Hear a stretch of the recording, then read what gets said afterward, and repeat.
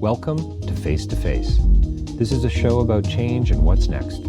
It's a show that asks questions and peels back the layers of our average everyday experience and goes beyond scratching the surface. We interview people doing incredible things who are making a difference around the globe. Join me as we listen in and get one step closer to understanding that big ideas shared create collaboration.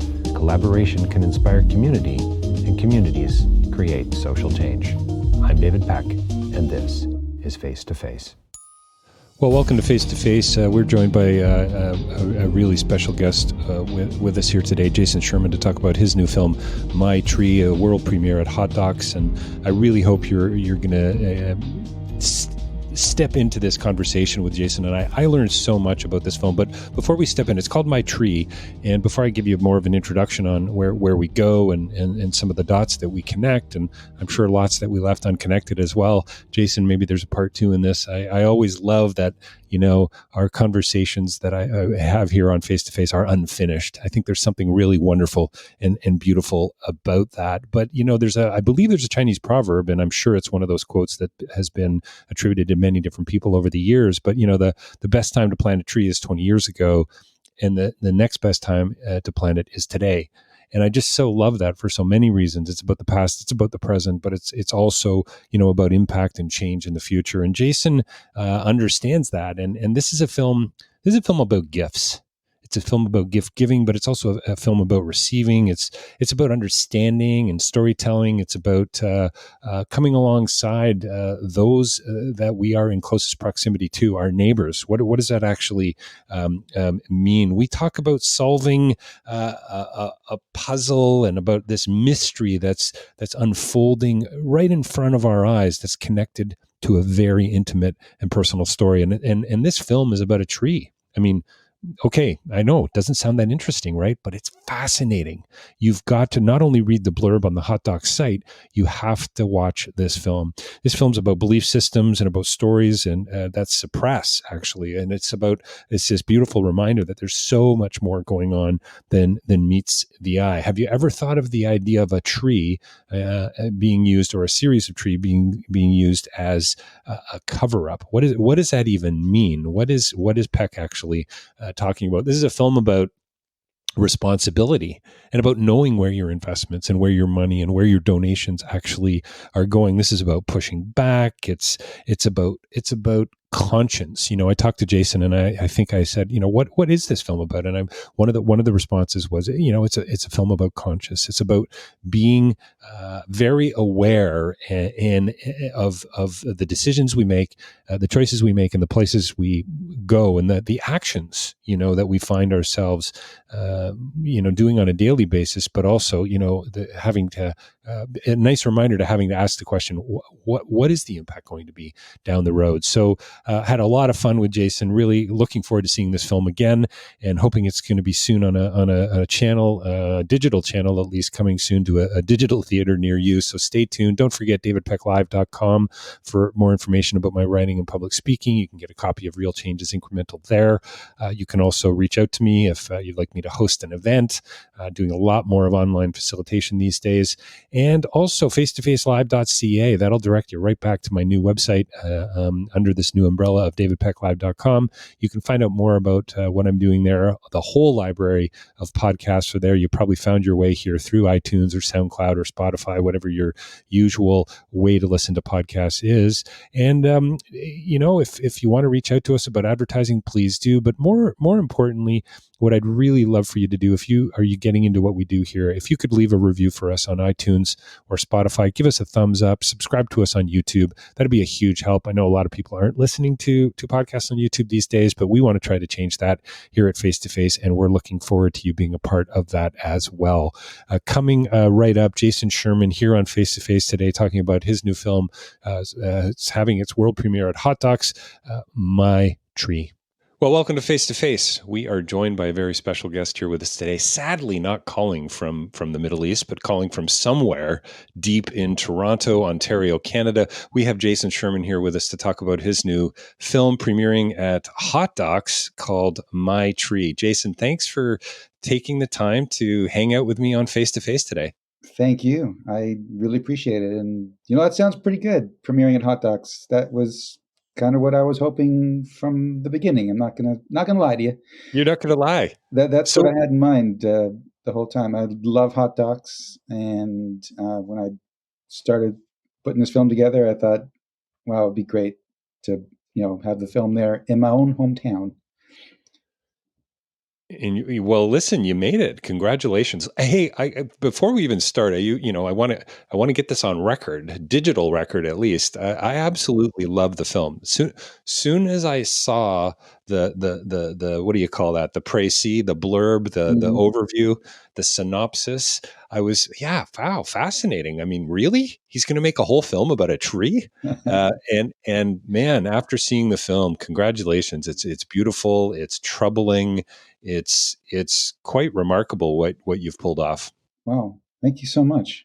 I really appreciate that. It means a lot. So you're welcome. But fun question here, I think. Are you a investigative journalist? Are you a comedian, or are you a filmmaker? I'm just not quite sure. Um, I'm going to go with door number three on that one. I'm actually I might go filmmaker slash storyteller. Okay, yeah, I actually, alternate universe might have become an investigative journalist. I had a choice to make at the end of high school. One path could have taken me into journalism school. The other did take me to where it took me, which was York University for playwriting. So there's definitely some overlap, and I've written. I always do a ton of research before I start writing sure. any play. So I'm going to say I think of myself as storyteller first, if that doesn't sound too pretentious. Right. And if it does, I'm That's sorry. Yeah, no, that's funny. Hey, did you? I didn't realize that playwright was in your background. My fault for not doing more research. Would this film, could this story have been seen on the stage?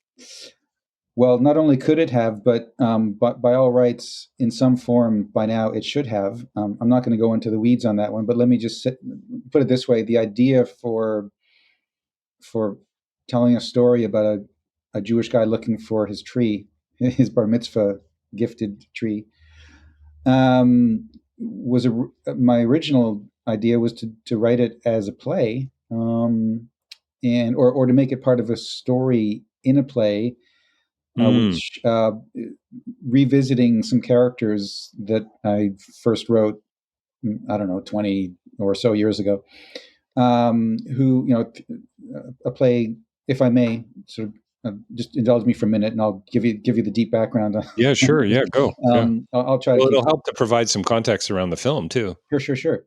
Yeah, I mean, and this really is the origin of the idea of doing it as a doc. But so many years ago, one of my first plays is called the League of Nathans, and it's about three Jewish guys who become buddies during the time when they are going to Hebrew school.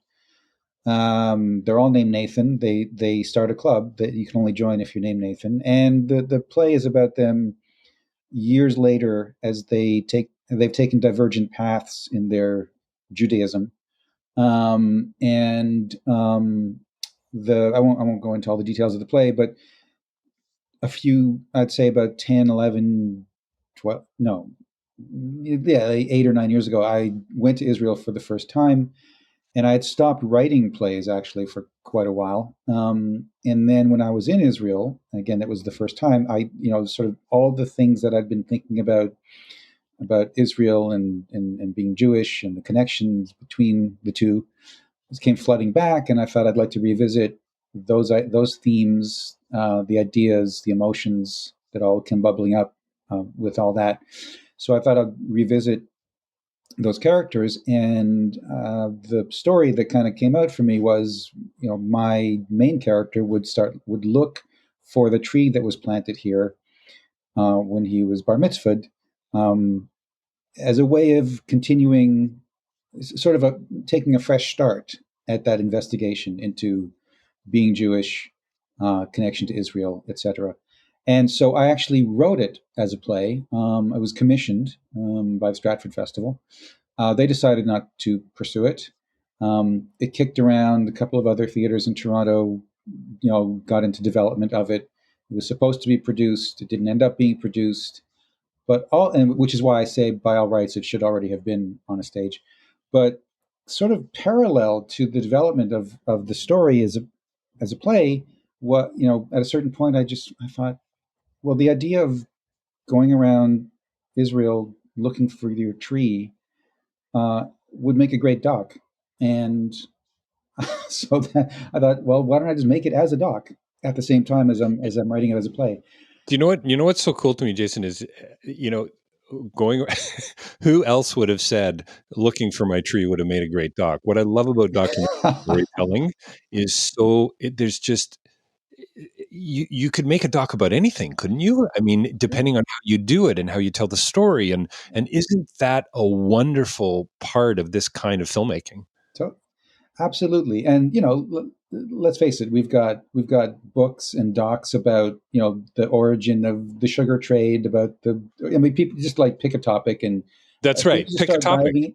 Yeah, you do it as soon as you do the deep dive. You're like, wow, I never knew that. So I mean, I suspected that there would be more to it than I ever imagined, or did I? I don't know. It's such a long time ago.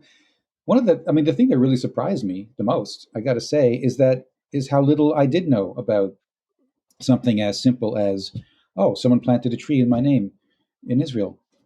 Um, I wonder where it is. I wonder how that all came. Like, why? Just sort of on the the step back level, like, Sure. wh- why would it ever have occurred to someone to do that? I don't know of any other Well, you know what it rite of reminded me passage. of was, for $25 you can name a star.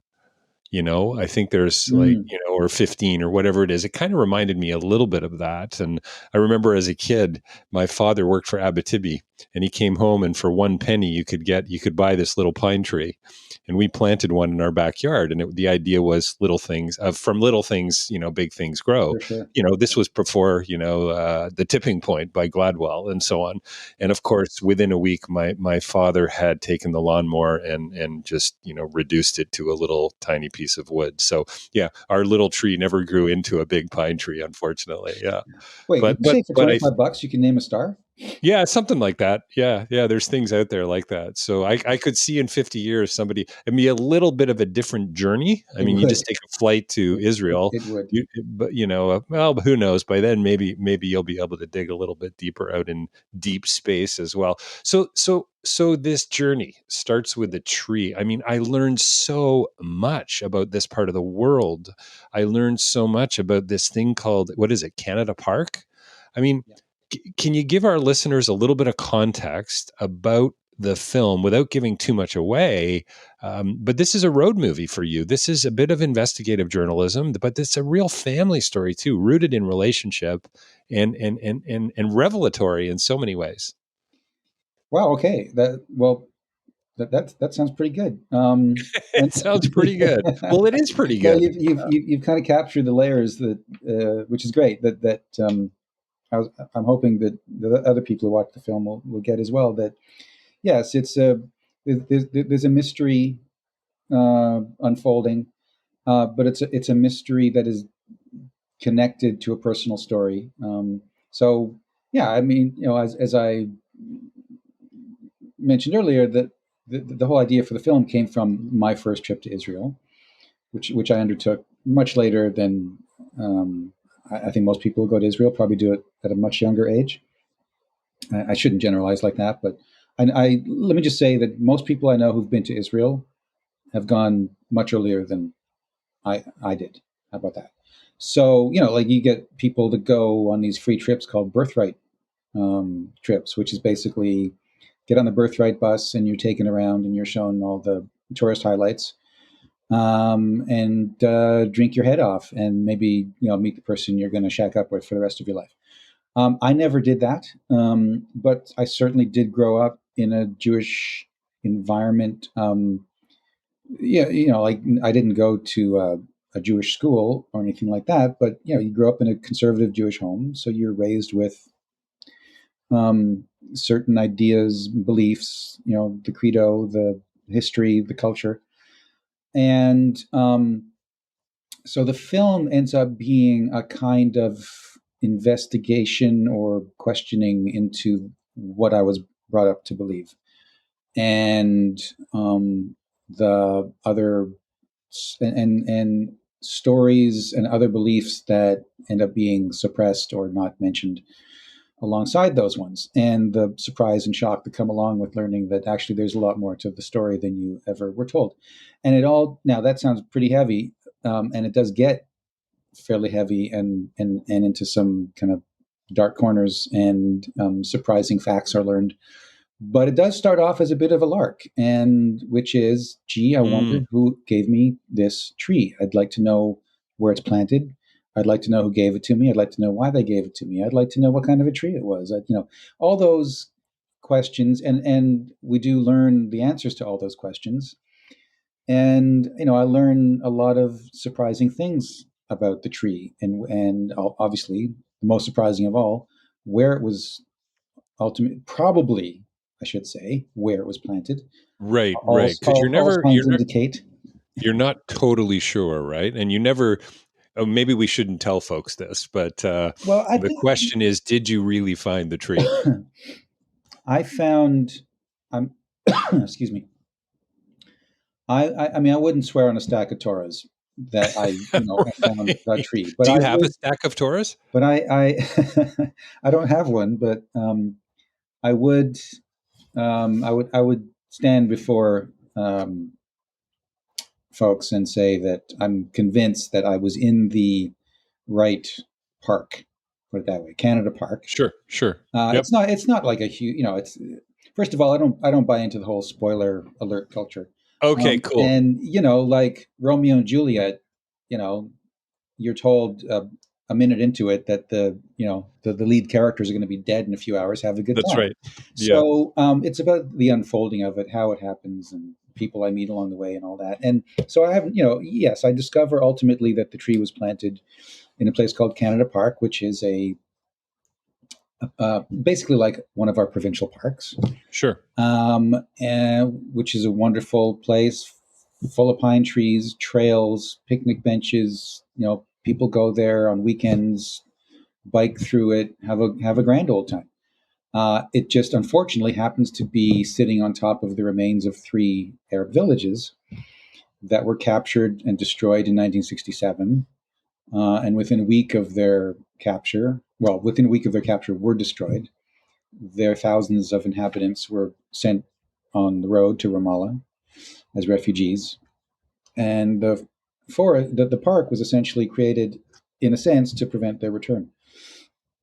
And then the film kind of expands out from that. But I should say that that's about halfway through the film that we learn this, and up to that point is me learning slowly and drip by drip information about the kind of tree that mine would have been, which is a Jerusalem pine, unsuitable for the soil and the atmosphere, etc., susceptible to fire. So all these things are sort of the idea of this, and we keep coming back to this photo of me from my bar mitzvah, the young innocent boy who isn't it wonderful that at this time in my life I was given this wonderful present, and so the journey becomes kind of a painful investigation into the stripping away of that innocence and learning that there's something behind it that's unpleasant. Yeah. Jason, the name of the village I think is Imwas. Is that, yeah. Yeah. I mean, at what point were you? I mean, there's a couple of moments that are for me were sort of laugh out loud in a I hope in a respectful way. I just felt so blown away. I mean, the conversation you end up in, where was it? Where you were arguing with somebody about what forest meant, and how you had different opinions about what was really at play here. And I don't know if you'd actually discovered Canada Park yet, but you clearly had a difference of opinion with this gentleman. And I think are you talking about actually, I think I was just an innocent bystander there. There were 2 guys who are, I'm taken to a new forest by a guy who's a conservationist type of guy. Right. And what happened there was that, and sorry to jump in there, but No, go. just what happened there is that someone from the Jewish National, now I haven't even mentioned the Jewish National Fund to this point. They're the people that plant the trees. Yeah, the JNF. JNF or Kakal, which is the KKL.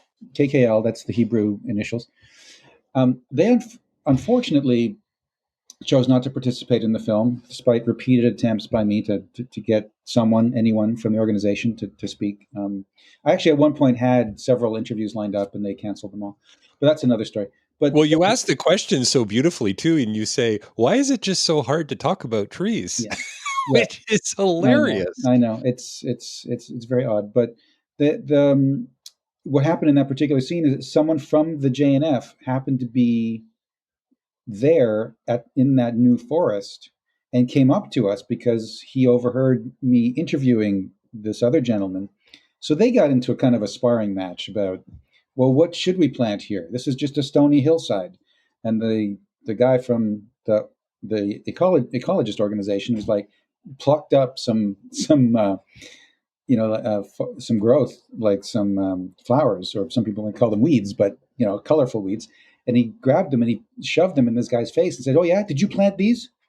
And so they were, do we need more trees? Do we need more pine forests? Blah blah blah. Anyway, and I sort of at that point in the film just kind of walk away and go, "I need a breather," and I go off and talk to a cousin of mine. Was that the same guy who called you a fanatic? I think he didn't call me a fanatic. That was them. They were. I see. Yeah. No. So you were just you were an observer at this point. I was just an observer. It's a funny scene. This was a bit of a as I say, a sparring match between a guy he's from the Society for the Protection of Nature in Israel. He was the guy I was doing the interview with. The guy from the JNF came in, walked into our discussion. And then they ended up having a bit of a fight. I was just ringside for it. So it was a bit of a laugh out loud moment, and an absurd one at that. Is this? Are you? A couple questions here. Cover every hill with trees, I believe was the phrase. Is this occupation through nature? Is that kind of what we're seeing here? I mean, this is a land grab of a sort that you clearly have a pretty, I would say, I don't want to use the word opinionated. You have a strong sense of what side of this conversation you're coming out on. And then my follow-up question to that would be, are you concerned at all that you're going to get some significant pushback on this in how you're presenting this story?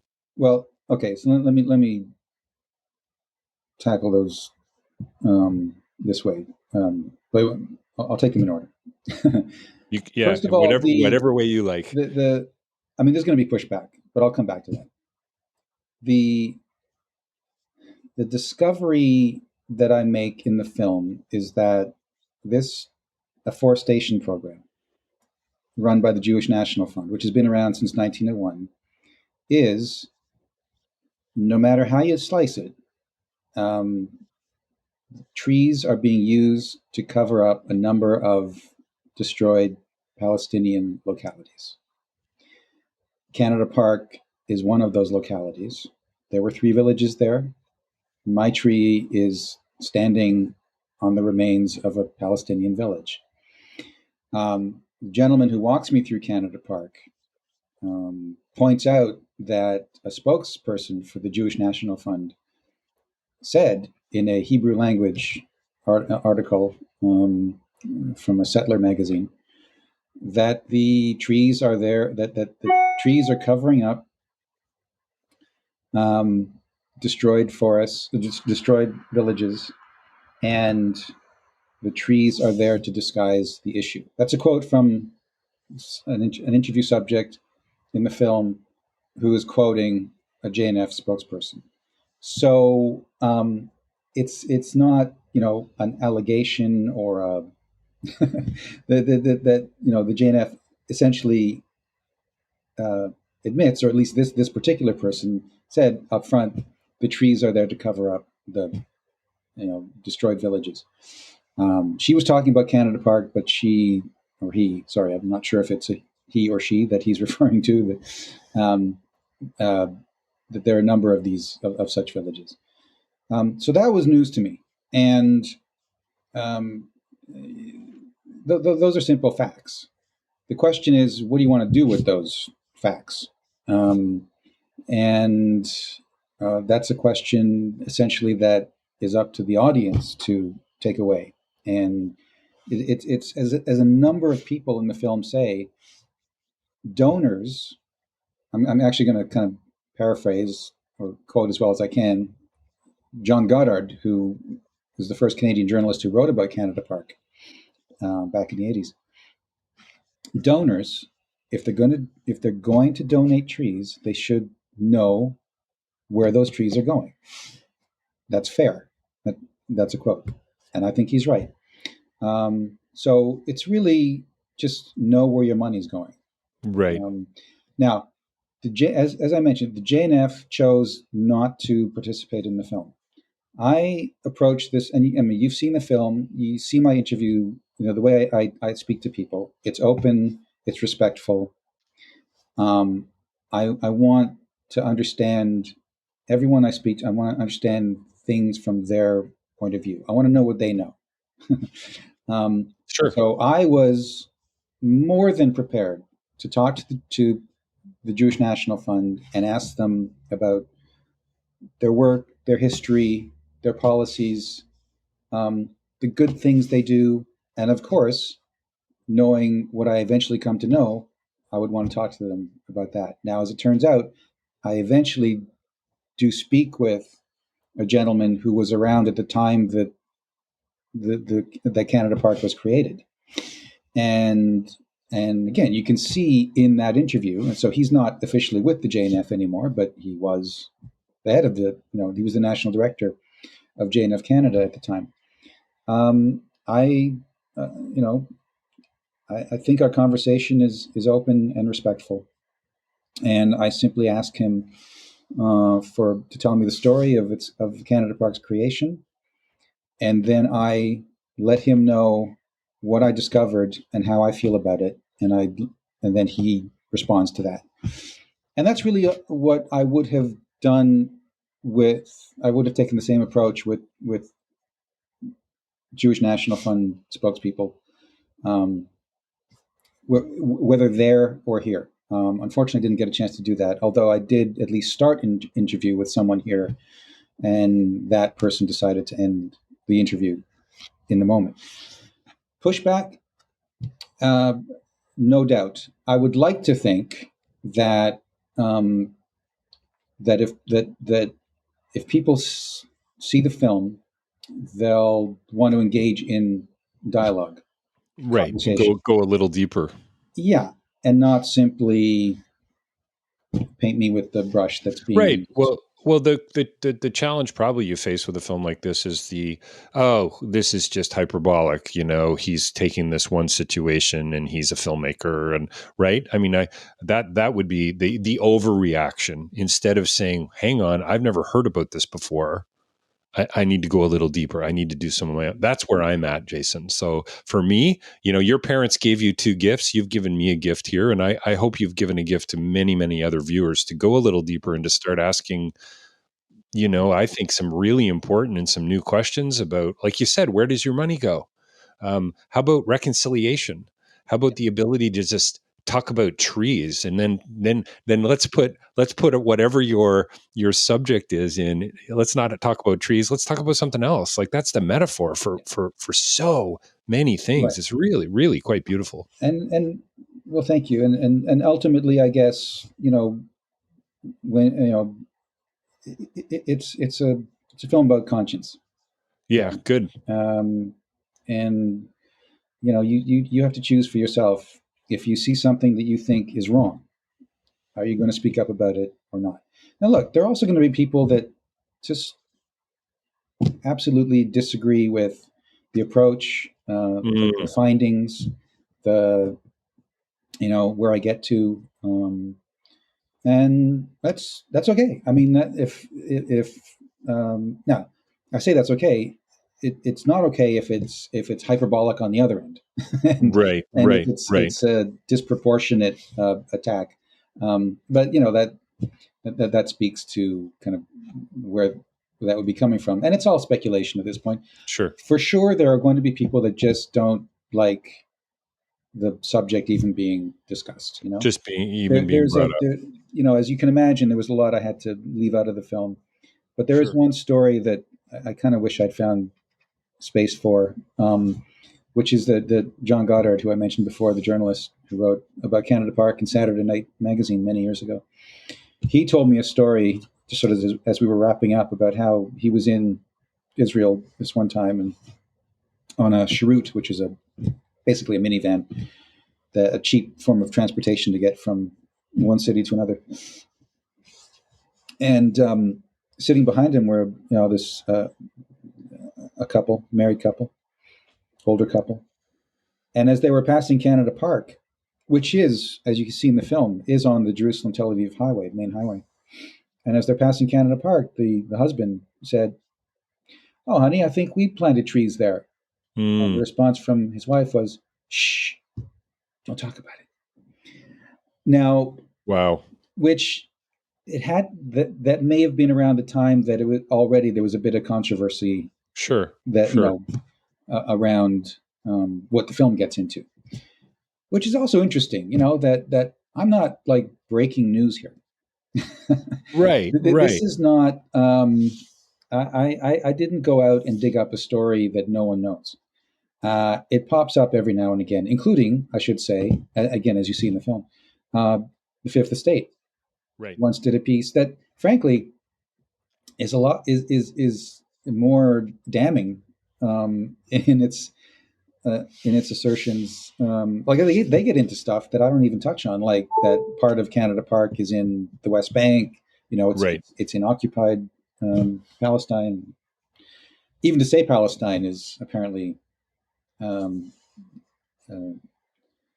no-fly zone for some people. But so that was, so John Goddard wrote about it. Fifth Estate did a piece about it. I'm bringing it up as something that I've never known about, which is true. I mean, the film is an accurate depiction of my journey from knowing nothing about that there's anything to see here to wow, there's a lot to see here. And I'm sure lots of people are gonna feel the same way. I really am. It's world premiere at Hot Docs, right? Yeah. I love how you end the film, and I don't even know if we need to chat about it. I know you don't believe in the spoiler alert thing. Neither do I really. I'm the type of person that goes back and sees a film for a second and a third time. You've got plenty of spoiler alerts, but it's about revealing. It's about uncovering more. And I love the metaphor you've got of trees, by the way, for so many reasons. But the way the film ends about, hey, maybe we can go out and plant some new trees together. It's just, honestly, Jason, it's a beautiful road movie. It seems to me, that's kind of what you've created here, I guess, and that's something you can't do, I suppose, on stage, right? Just to come sort of full circle back to the theatrical approach that you started out with for this story. Yeah, absolutely. Yeah, the play is about about other things as well. Yeah, sure. I mean, the tree is almost like a subplot of do you consider we've got to wrap up here shortly, and people can see the film at Hot Docs April 29th. We're going to get this interview out pretty soon, and I really do hope everybody gets to see this. It's I think not only is it a fun film, it's one of those important films as well, as far as I'm concerned. Any other road ahead for where it's going? Is you're hoping for a festival tour? Have you got a broadcaster? What's next for you? Yeah, we're just at the beginning. I mean, I couldn't ask for a better start for it, as I was saying, and we'll see. I mean, I would love to see it do the festival circuit. Sure. And as far as broadcaster, we shall see. You started pretty high at the list, Hot Docs. I mean, come on. And hey, you've been a guest now on Face to Face. So I mean, really, is there any more? Is there anything else you need, Jason? That's the question I have. I'm good. Let's Yeah, see what that's happens. right. Yeah. Yeah, what a huge accomplishment. It's hey, do you consider yourself a religious man? No, not in the trad sense of the word. Not in the what I sense? don't. The what? I don't. I don't. I haven't been to shul since my bar mitzvah, except for weddings, other bar mitzvahs, and funerals, of course. Well, no wonder you couldn't find your tree. Right? Yeah. Come on. Because if I had, you mean if I had stayed, if I'd gone to shul every Saturday, I would have sort of been in touch with it somehow. Somehow. You It talk would have about called being to me. you Well, in a way talk it about did, in a way yeah, yeah, it did yeah. call to me. You talk about your disconnection or at the early on in the film. I do love how you say your parents gave, I think you said, help me out here, but I think you said two gifts. They gave you the tree, but they also gave you a desire to go and find the tree. And I just thought that was a really lovely, beautiful observation for all of us to pay a little more attention to those, wow, what you would have probably thought at the time was a meaningless gift. Right. And absolutely I did. And I'm not the only one. I've talked to many people who've, Jewish kids who get their bar mitzvah tree and go, what the hell is this? Right. Where's the money? Where's the cash? Yeah, where's the cash? You couldn't even find the certificate, for heaven's sakes. I mean, find come the on. certificate. And I'm not a pack rat by any means, but I do keep stuff. And for some reason, that one went went missing. I don't know. So let's go idealistic as we wrap up here. Is reconciliation is that a key theme for you for this story, for people walking out of the theater? Yeah, it is. I have to believe it's possible, but it's only going to be possible if we get talking again. If both sides get talking again. Right now, that seems hard to believe that it can happen, but it can, and it can happen overnight. I mean, how many times have we all been surprised by the these accords or those accords, fill in the blank, depending on which part of the world. Stuff's going on behind the scenes that we have no idea about. So absolutely, I got to believe that as Moye, the gentleman you referred to earlier, who ends the film, he believes it, and if that guy can believe it, no, for sure. Thanks, man. What a beautiful way to end the conversation. Appreciate your optimism and your sense of humor and your hope. And I too believe reconciliation is possible. I wouldn't be doing what I do if I didn't. And honestly, Jason, thanks for your time today. We've been talking with Jason Sherman about his delightful and important and revealing new film, My Tree, playing world premiere at Hot Docs. Jason, thanks a lot for your time today. Looking forward to. I wish we could have done this face to face. You know, I mean, it sort of is, but not quite. Hence the name. Hence the name. Thanks for your time today, man. Thanks, David. Pleasure.